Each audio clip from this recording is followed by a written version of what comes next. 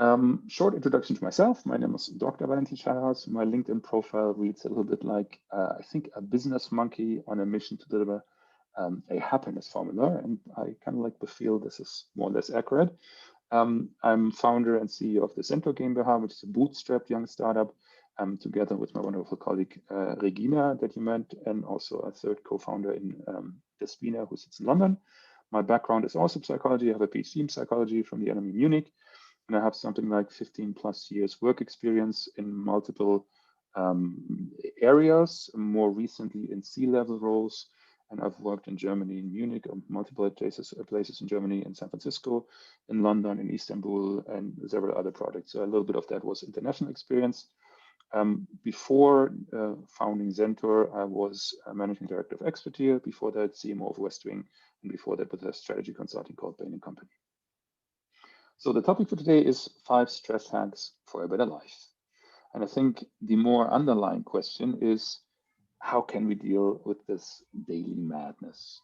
And I think the daily madness is quite tangible for everyone, especially these days. And just to give you a tangible example from my side, so I'm way behind on a big project that I planned to be doing for Zentor quite a while ago. So I'm way too late for that one, weeks behind.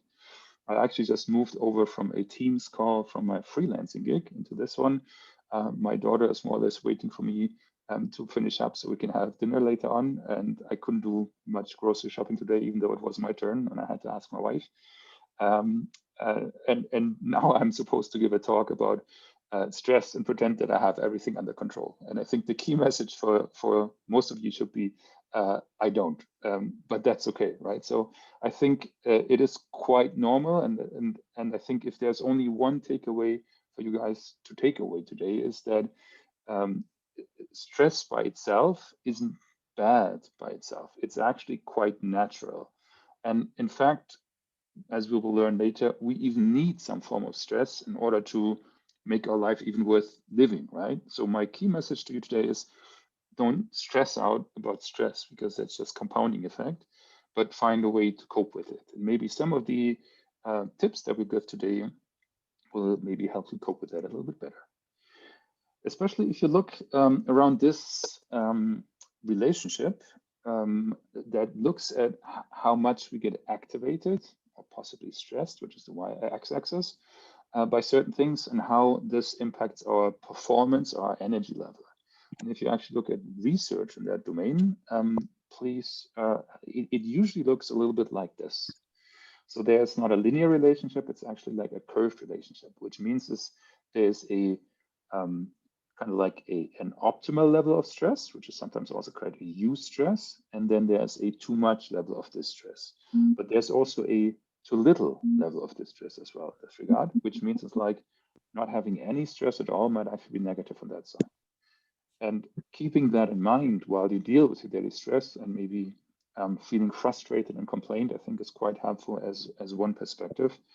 That actually too little stress might be equally malicious in that regard. And there's even something that's called like a bore out, which is more like a burnout through boredom. And that actually is not a clinical definition, but among psychologists, that's actually something that is quite well known.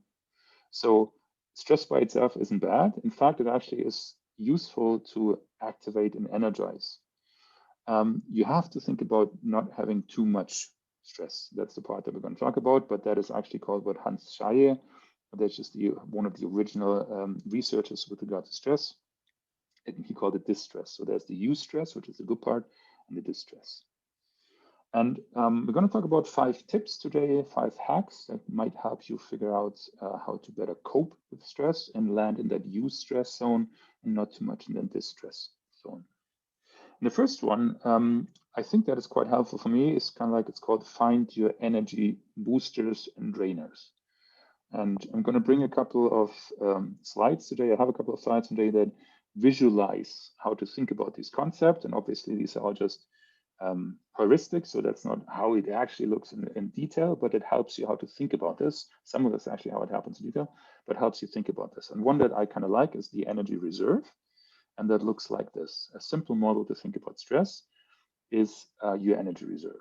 And it's like a jug full of whatever it is, the energy, your stress, a legal level of energy that you can sustain and hold throughout the day, week, month, what it is. And there are certain things that kind of like drain your energy, right? And there are other things that boost your energy. And just understanding that this is the way it works, that you need both, right? It doesn't overflow. That's the same logic, right? So you need something that actually drains energy, so you can sleep at night. So you can actually also kind of like have a healthy balance of your reserve, and something that boosts your energy. And I would encourage you guys. We're not going to have time because this is a webinar where we don't do an interactive exercise, but I would encourage you guys to think through this as a model and really try to figure out. And it's a worthwhile exercise to understand what are the things that drain your energy and what are the things that boost your energy. And things that drain your energy, there's a specific exercise even later on that we'll share. It's keeping a stress diary. That's actually quite helpful to do. But on the other side, as you are facing your daily stress, think about, is there some things that you can do intermittently to also boost your energy, right? Is it a conscious coffee break that you take yourself after lunch? Is it going for a walk, maybe going for cycling, sometimes even during the day, because during Corona lockdown times, maybe the working hours are not 9 to 5 as strict anymore, and you can fit this during the day. You don't have to do this in the morning or the evening. Or it might be something like a power nap. That's something also that works quite well for me, which I sometimes do in the afternoon in my home office, right? So a 20-minute or 15-minute just break, lying down on the couch and closing the eyes. That's something that actually boosts my energy. Maybe you have something as well. For someone that has joined only now, please do remember, if you have any questions, put them in the chat or just speak up. I'm happy to interrupt and try to answer anything. We just talked about energy boosters and energy drainers, and we talked about that maintaining a healthy level. So that means something that drains your energy or something where you have that is quite important for the eustress component as well. And one example for positive stress, eustress, is the concept called flow from the researcher, which is hard to pronounce, Mihaly Csikszentmihalyi.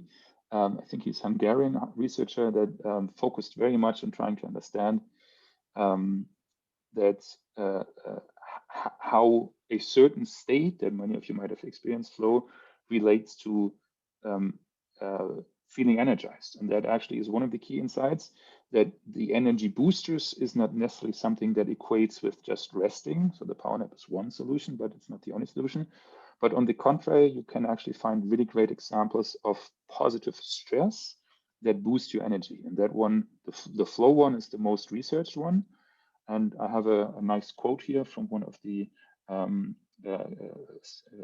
persons that Mihaly Csikszentmihalyi researched. And he said, he's a composer. He said he would describe it as, you are in an ecstatic state to such a point that you feel as though you almost don't exist. He says, my hand seems devoid of myself and have nothing to do with what is happening. I just sit there watching in a state of awe and wonderment, and the music just flows out by itself. So that's a very nice statement of a composer in a state of flow. And I think most of us have experienced states of flow, which is something that can be from something like nerdy as writing an Excel model, which I sometimes am guilty of. Then if you really immerse yourself in what you're doing. And if you look at what the parameters of flow are, this chart pretty much explains it quite well. It is that area where your skills exactly match your challenges. And that part that is not too easy in a way, right? So the things that are way too easy, that are very undemanding, actually is not something where you can get into flow.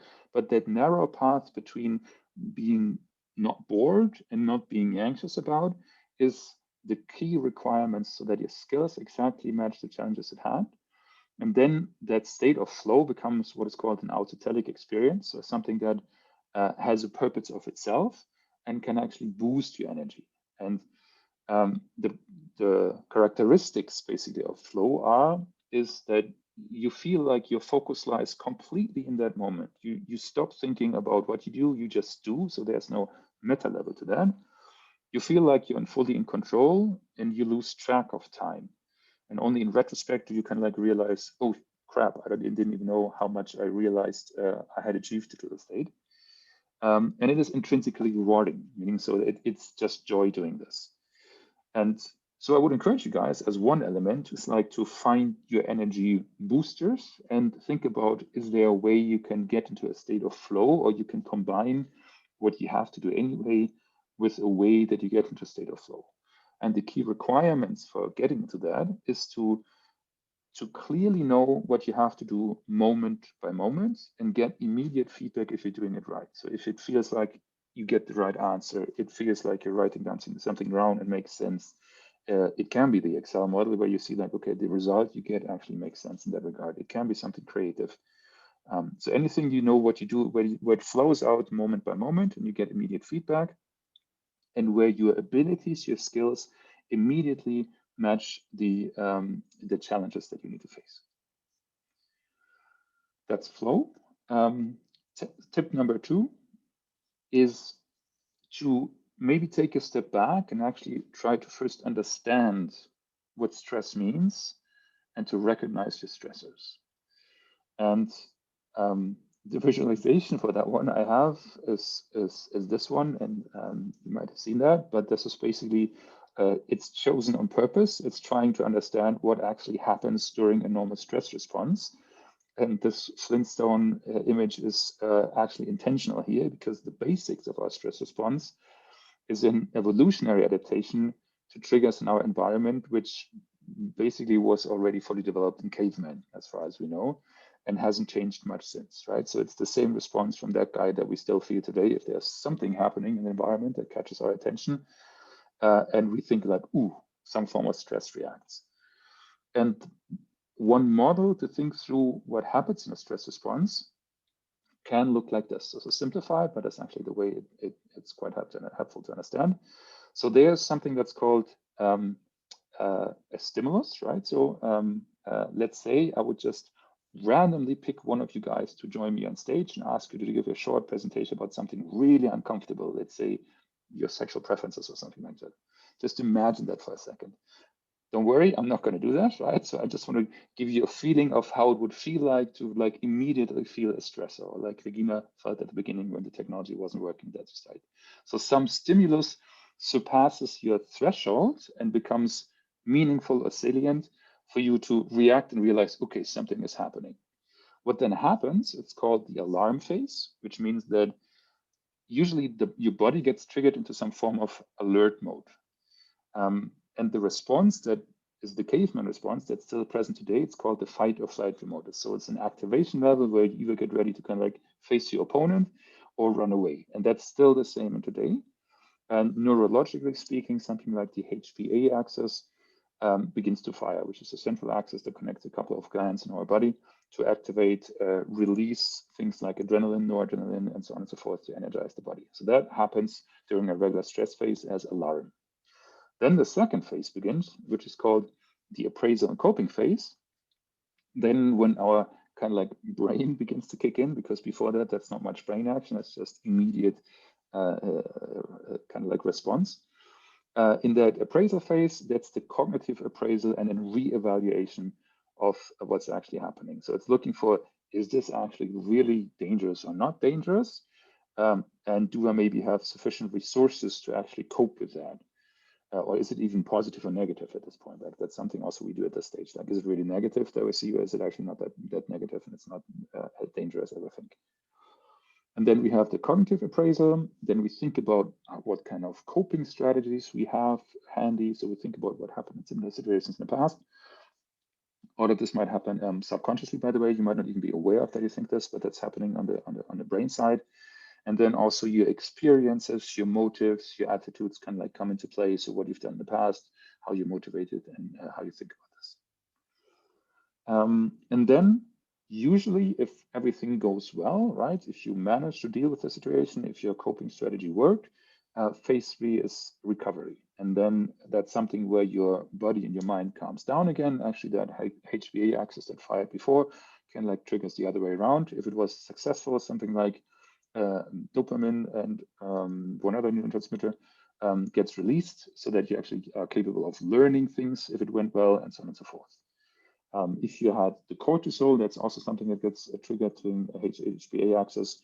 and then gets down regulated on that level. So cortisol is the primary stress hormone. That's something that actually activates you and is good on short term, but it's negative if it doesn't get down regulated. So that's why recovery phase is very important. So this is what happens in the regular stress reaction. Alarm, which is more automatic response. Appraisal is then when your brain kicks in. Coping is when you start doing something, and then recovery in the ideal scenario where your body gets a chance to kind of like wind down, relax again. And after understanding this, it is very helpful to understand the specific stress triggers that you have. So the things that are your stimulus or your stressors, here on the left-hand side, I don't know if you can see my mouse, what actually triggers your reaction. And the best way from any coaching practice and approach we've seen always is to actually figure out, but this by doing a stress diary. So some form of where you recap on a daily, weekly basis to recognize what is actually the trigger, the stressor that happened to me. And one format to do this is actually something you will find on our website as well, is this format of a stress diary, where we distinguish between, of course, the date in some form, but then you describe the stressor, the stress level as maybe high, mid, low, and then 3 things that to kind of reflect on: what did I feel in this situation? What did I begin to think in this situation? And then what did I end up doing? And then kind of like keep track of that for a certain period of time. And then you can take the time to really understand what are the stressors that have high impact, what are the things where I really struggle with because I didn't do anything well, what are my thought patterns at this stage, my emotional part, and these kind of elements. This is actually quite helpful. So I would encourage you guys to that's actually the 2 part. The second part I would like to take you away. The first one is like, don't stress out about stress, just deal with this. And second part is like, just become a little bit of aware what triggers you and get a feeling for that by using something like a stress diary. It doesn't have to be this format, but just by noting down, maybe if it's just for a week, but every day to note down at the end of the day, okay, what stressed me today? And then spend some time to figure out, is there some pattern I can identify? And from this pattern, I can actually take action and change something about it. All right, and the kind of stressors that we usually see, or the most common ones, they can be distinguished into 3 categories. The one is called like the environmental stressors, which is noise, it's some overstimulation of senses, it can be smells, it can be cold, whatever it is. It can be too much Zoom and team time. It can be the work environment, like the lockdown and so on and so forth. That's the environmental stressors. Then we have physical stressors, like a lack of sleep, pain, obviously, hunger and thirst. And the third category would be psychological stressors, like personal performance expectations. So the feeling, I always need to do my best. If I don't do it well, it doesn't feel right. Time pressure, obviously, like this, like I need to have this deadline, have it done by this deadline. Feeling not confidence, insecurity, and something like critical life events. If something changes in your life, if, I don't know, you lose your job, or you begin a new job, or you have something changes in your partnership, and so on and so forth. So stress diary as one key takeaway for today, and the other one, don't stress out about stress. Before I move on to my third life hack, are there some questions? Please do feel to unmute yourself, speak up, or type it in the chat.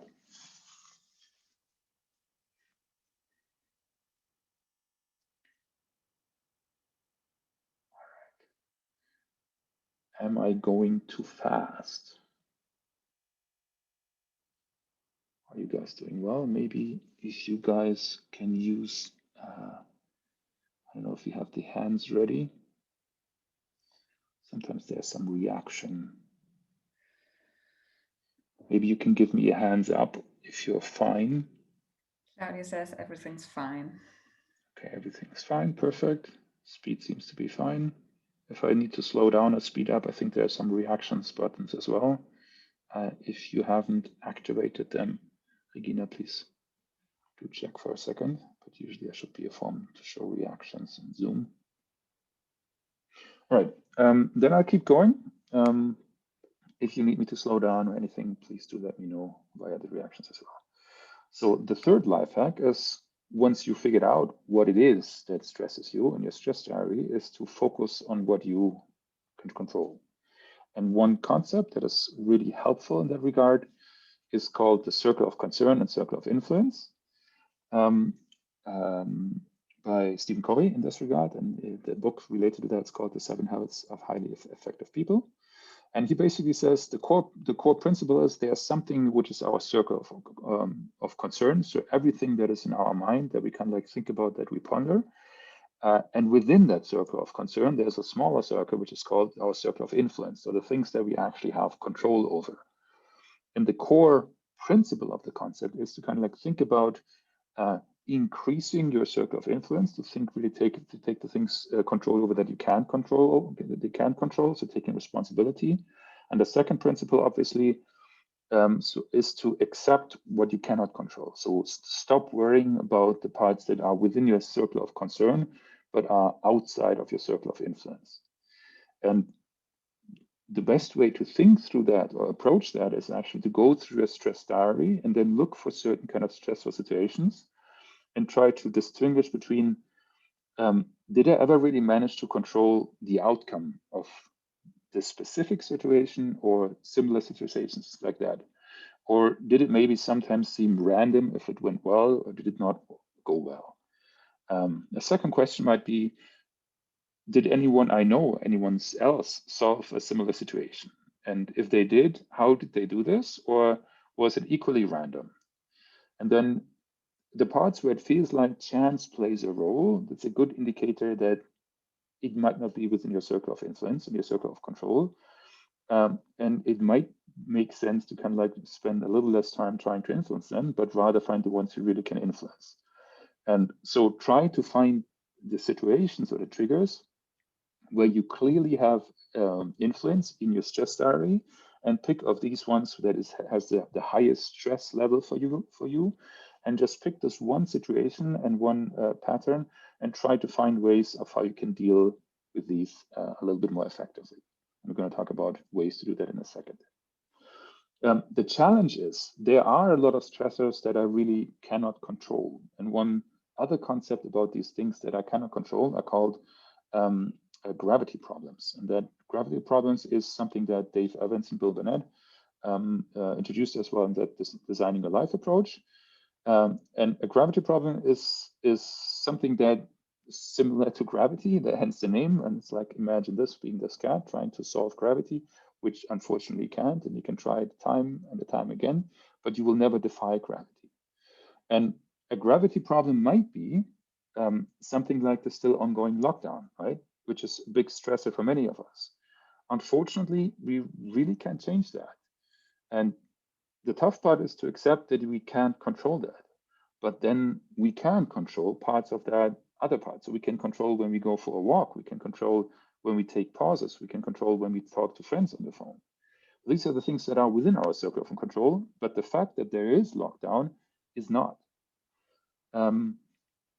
And while we're at this, like by talking to friends about things, sometimes I know it's very common and it's very, very, very natural and also healthy to talk about the things that frustrate us and that stress us on a daily basis. But sometimes actually just talking about things that I will never be able to change, like a gravity problem or like a lockdown, and talking about this time and again and brooding over this actually can lead to an increase, so can exacerbate our stress in some way. Because if we only spend time talking about the things that we cannot change, we spend more attention, more focus on that one, which in turn becomes a stress of itself. So, food for thought. When you get a chance to talk to someone soon on a video chat or with a friend, maybe also try to find a couple of funny and light things to talk about and something where a future perspective where you can control over makes sense. Right, gravity problems and the focus on the things you can control. The circle of influence, what is the circle of concern? The things you can control by yourself. Stress hack number 4, find and replace dysfunctional beliefs. So this is one of the ideas how to deal with things that could contribute to additional stress. And the basis for that, again, would be our stress diary and trying to figure out what dysfunctional beliefs are. Dysfunctional beliefs are beliefs that I hold that actually are not functional in the way that help me get along on my life, but actually are dysfunctional and increase the way it is. And a classic dysfunction belief would be like, it will only get done well if I do it by myself. So that's a classic dysfunction belief, because obviously this prevents me from doing something less than optimal. It prevents me from delegating to someone else. The second one would be, I definitely have to do things better than others. That's a competitive dysfunction belief, because this always prevents me from just taking it at 80% rate. Another dysfunctional belief is like, I definitely mustn't disappoint my boss. He expects me to be so high, and he has so high self-esteem, so I need to work so hard that I don't disappoint him or her. Another one is like a pattern that's like, oh, it's just so hard to rely on anyone else anymore because it doesn't work. And one might be, I always need to be in control. And sometimes the ones I just mentioned are a little bit clearer as dysfunction belief, because if I realize that I need to do everything by myself, obviously, and I need to be fully perfect and control, I think most of us know that this might be somewhat dysfunctional in terms of like that it increases my stress level. Sometimes they are not so easy to distinguish. That's why in our stress diary, we have this column that's called "What did I think?" And it does pay off to go through your notes from, let's say, a week or so, or whatever much time you invest in doing that, and going through each of the descriptions where you note down what did I think in that specific situation that I had, that specific stressor, and try to find if there's maybe a pattern that emerges where you see like, okay, this is something that I thought the same stressful situation 2 days before that. Or there's something very, very similar, and the same trigger that was releasing that had the impact on my thought pattern, this one. And like these things, like I need to be perfect, I don't want to disappoint, I don't want to give up control, these kind of things, they are sometimes hidden in the way you think about these things. So it makes sense to spend some time after you've done your diary to reflect and go through them.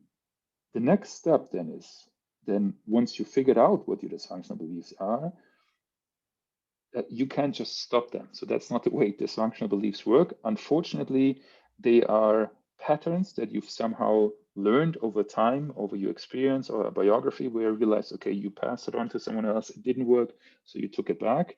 You passed it on to someone else, it didn't work, you took it back. And the third time, you didn't give it away anymore, so you did it for yourself.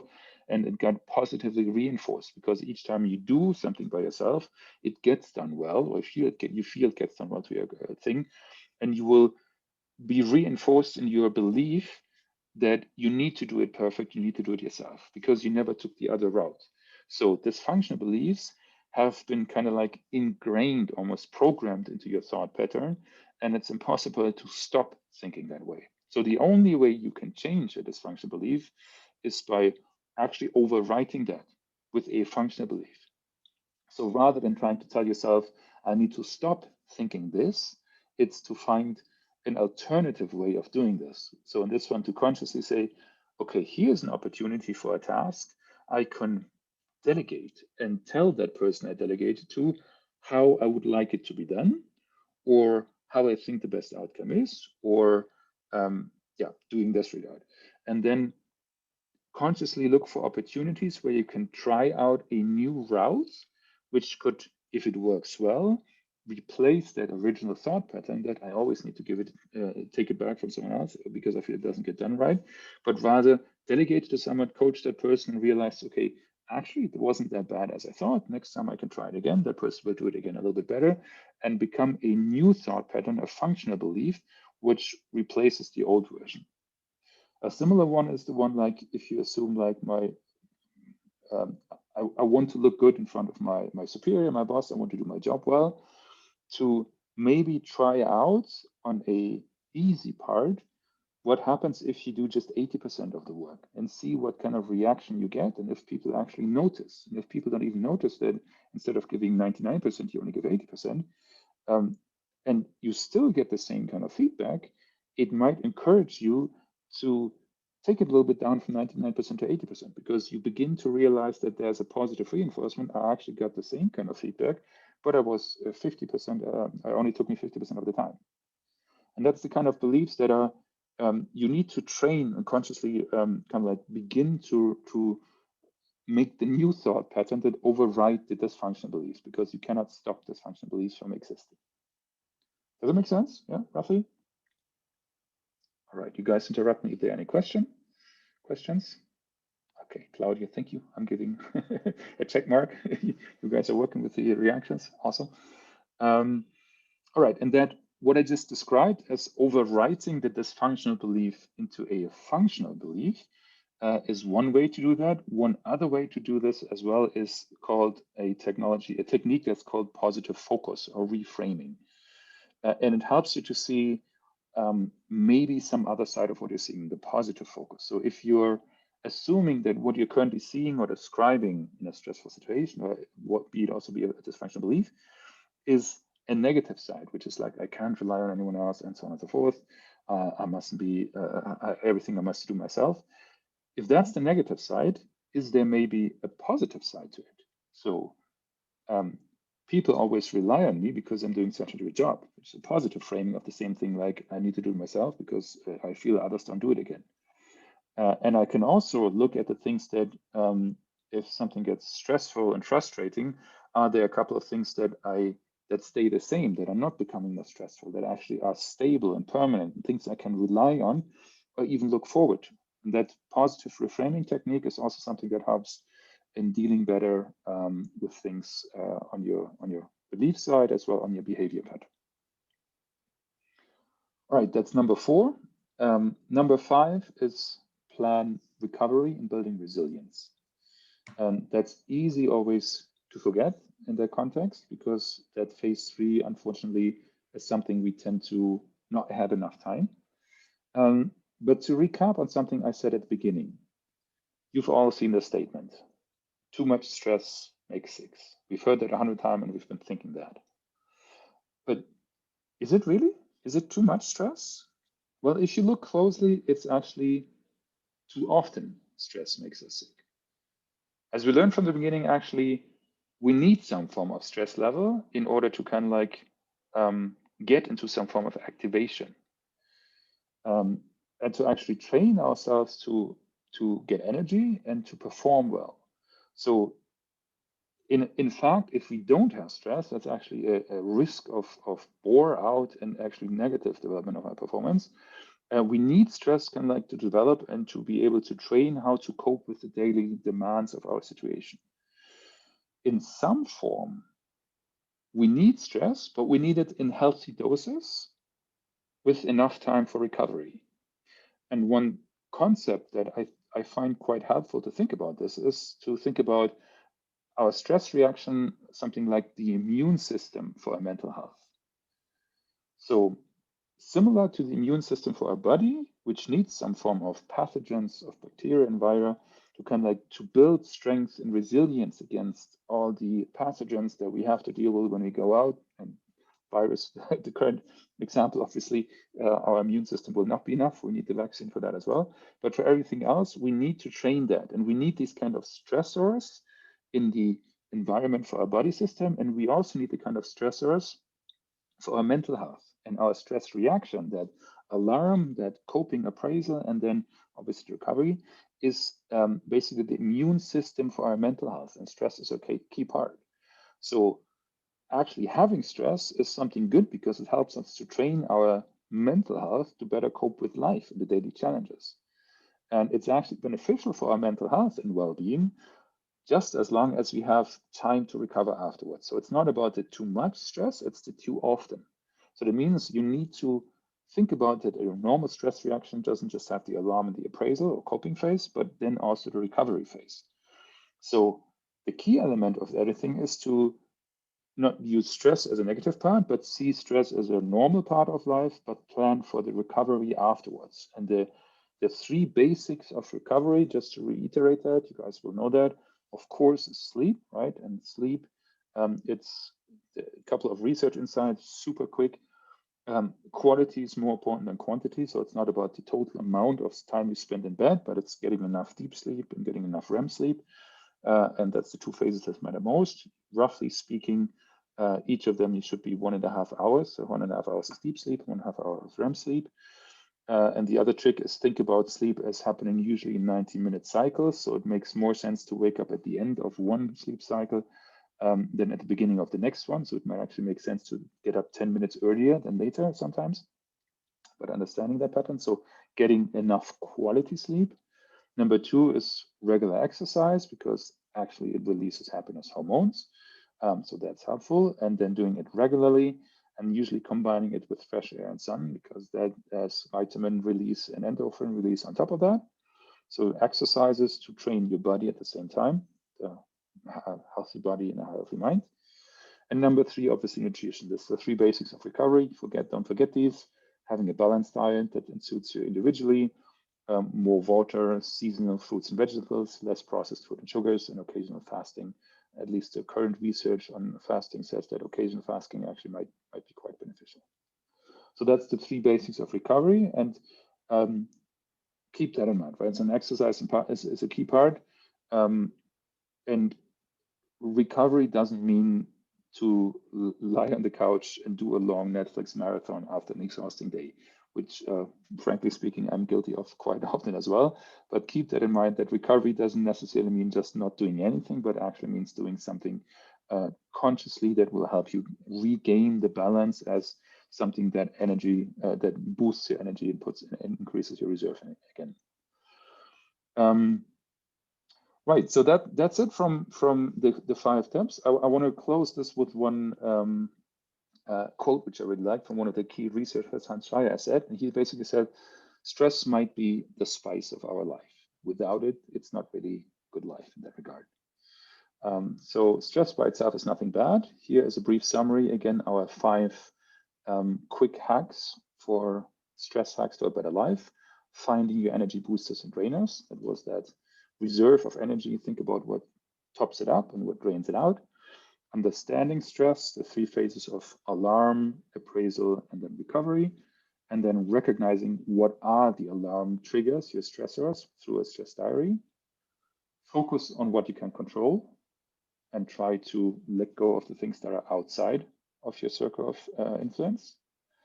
Leverage your everyday stress hacks, like the dysfunctional beliefs, for example, and then plan recovery to build resilience. If you'd like to know more about this or get into actually doing this rather than running through this in a large webinar, we actually do have an online class on how to deal with stress, which is called Manage Stress, which is available in German and English language. Online-Kurs Stressbewältigung und Prävention, that's the German language. And the good news, it's actually reimbursable by public health insurance in Germany. So if you're insured with a classic gesetzliche Krankenversicherung in Germany, you can get it almost always fully reimbursed. Sometimes there's a small out-of-pocket pay, but it's mostly always fully reimbursed, and includes all these research that we did and many proven techniques and practical exercises. You can find it under zentor.de/stress. And if you're generally more interested in living a more fulfilling life, we also have an online course about finding purpose, which is so far available in English and German, but will be available in English pretty soon as well. All right, I rushed through. We started a little late, but I think we are right on time. I would love, maybe we can also stop the recording at this stage so people don't feel kind of like obliged, kind of like to not open that. Maybe, like, you know, you can let me